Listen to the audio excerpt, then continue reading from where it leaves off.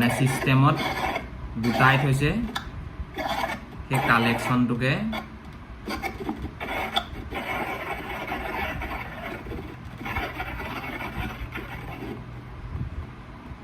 periodic table বুলি কোৱা হয়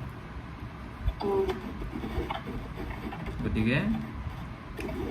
এতিয়া তাৰে ভিতৰত আমি এলিমেন্টস মানে কি এলিমেন্টস মানে হৈ গ'ল যিবিলাক নৰ্মেল আৰু বস্তু আৰু হাইড্ৰজেন হিলিয়াম এইবোৰ সব মানে এটা এটা এলিমেন্ট মানে সোডিয়াম বুলি ক'লো যেনিবা পটককে লিথিয়াম বুলি ক'লো এনেকৈ আৰু হাইড্ৰজেন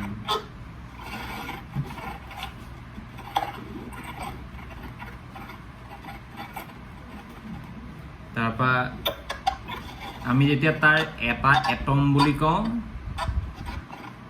এটম মানে হৈ